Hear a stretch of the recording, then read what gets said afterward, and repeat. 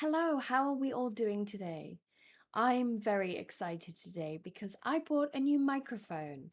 I don't know if you can hear the difference, but I upgraded my microphone, so hopefully I can start making better quality content for you, and you'll see an improvement throughout my videos. So thank you to everyone who already subscribed and was patient with me. I know my audio wasn't the best, so thank you, I appreciate it, and let's hope that they get better as we go on. So today I want to go through one of the most frequently asked questions. How can I learn English quickly? Or how quickly can I learn English? I understand why this is an important question for people because it's really difficult learning a new language and you want to be as fluent as possible, as quickly as possible. However, unfortunately, my answer is the answer every English teacher is going to give you. Like anything, it takes practice and practice and practice.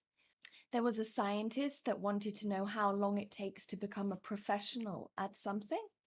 So he did a few tests and discovered that it takes 4,000 hours to be considered a professional at something. So if you've only done 20 hours, you've got a way to go. However, don't worry. I know this sounds a lot. I'm going to give you some tips in this video on how you can speed up the process. You're not going to be fluent quickly, but you can speed up the process. Number one is surround yourself as much as possible. The easiest way to learn a new language is to move to a country where that language is spoken. You will be around it every single day. Every time you go to the shop, every time you go to the gym, every time you go outside, you'll be exposed to that language. However, that's not possible for everyone. And of course, that would be very unhelpful of me to suggest the first thing you need to do is move to another country. No, that's not what I'm trying to say. Duplicating that experience, so surrounding yourself, is a very good way to pick up the language quickly. What do I mean by surround yourself? Well, don't just have English lessons and leave it at that. Listen to podcasts, watch YouTube videos in English. Every time you're watching something on Netflix or Amazon Prime, put the subtitles in English or listen in English and have your language as subtitles. I know it can be very tiring to read, so maybe listening in your language and having the English subtitles is a more relaxed way. You'll still be exposed to the language that way. Reading articles, reading books in English.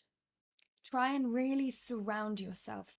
So it's not just the learning experience, but every aspect of your life has some level of English. If you work using English language, try and then allow that to filter into your personal life too. So if you have Zoom calls in English, but as soon as the Zoom call is finished, you go back to speaking your native language, that's not a way to encourage fluency. When the Zoom call is finished, read over your notes from the Zoom call, or try and think in your mind of everything that was said in the Zoom call and think in English. So, what did this person say? What are the goals for the next quarter? My second tip for you is try to think in English when doing daily tasks. So, I found this really helpful when I was learning my second language. When I'm washing the dishes, when I'm washing my hair or brushing my teeth, I always try to think of the task in the language that I'm learning.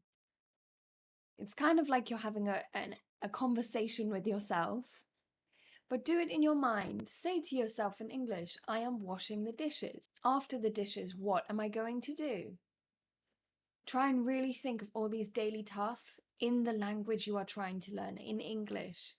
Or let's say, for example, you have an hour's lesson with a teacher, an English teacher, and they teach you about past tense. Whilst you're washing your hair, whilst you're cleaning your car, try and think of as many sentences as you can in the past tense in English.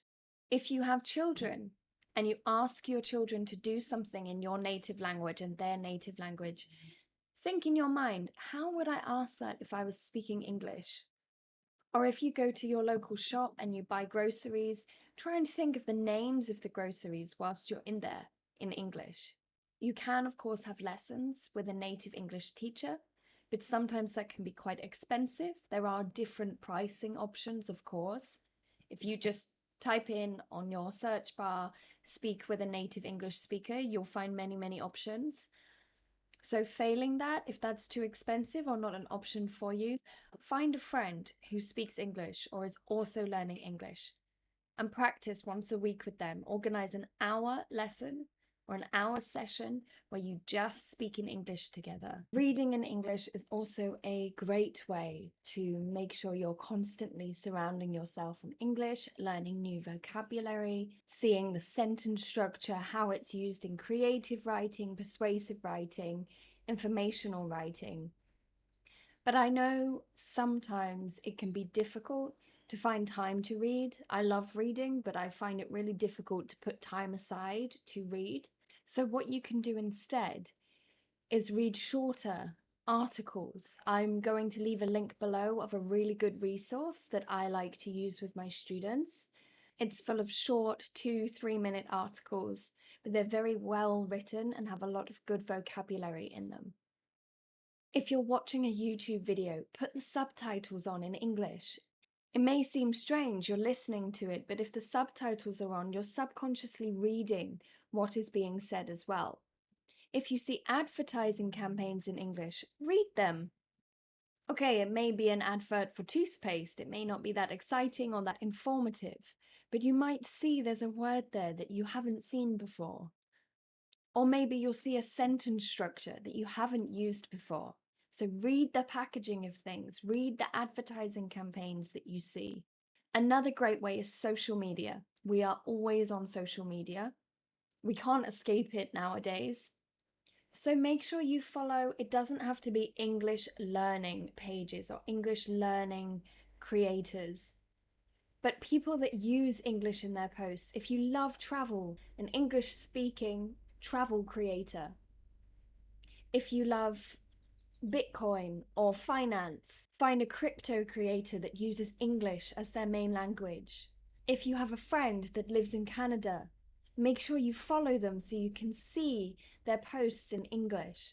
This just really helps you be exposed to the language that you are trying to learn at all times. Now, the last piece of advice I'm going to give you is probably going to be controversial, because I see a lot of English teachers saying learn 10 new vocabularies a day or learn 20 new phrases a day. I don't actually agree with that. I don't think learning new information every day helps you become more fluent. Of course, it depends how you learn. If you have a photographic memory, sure, you might read that list once and be able to remember it a week later. But the majority of people learn through trying, learn through practice.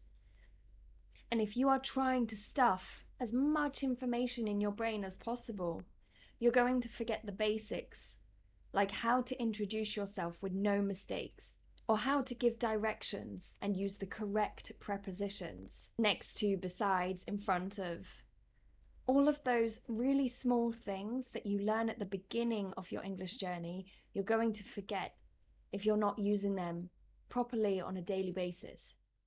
So I'm going to say, work on perfecting the information you already have. Make sure you're making no mistakes in what you are currently saying, and then add to it, and then add more vocabulary. Or alternatively, only learn new vocabulary when it's relevant. So if you're in a Zoom call at work and they start talking about a subject that you don't know, then go and learn that vocabulary because you have a relevant situation in your life where you can use that. Does that make sense? You are then going to use that vocabulary as soon as you read it and learn it. Whereas if I went away now and learned 10 new vocabularies on the agricultural industry, I'm never going to use those vocabularies because I don't work in the agricultural industry and I have no friends who work in the agricultural industry. So if you are going to learn new vocabulary, make sure it's relevant to your daily usage. It's relevant to your daily life, your work life, your personal life. And once you've mastered all of that vocabulary, then go ahead and learn more. It may be tempting to learn 20 new vocabulary a day, but if you're not using this every day, you're going to forget it in a week's time. Do you have any tips for other English learners? What has helped you learn quickly? Let me know in the comments. One last thing I will say is 10 to 15 minutes a day is enough to create a habit. It doesn't matter what you're learning, if you're learning to skip, if you're learning a language, if you're trying to learn new recipes. 10 to 15 minutes every day will create a habit. It's better than doing an hour a week or 2 hours a month. 10 to 15 minutes every day. It's not a large amount of time. You can do it in the shower. Whilst you're taking a shower, think in English. So that's all for this video today. Like I said, if you have any tips or tricks, let me know in the comments. Let other English learners know in the comments. If you have a friend that's learning English, please share this video with them. I hope you've enjoyed my new audio today. I know I have. It's a lot easier when you've got good quality equipment to work with. So thank you. Make sure to click like before you leave, and I will see you in the next video. Have a fantastic week. Bye bye.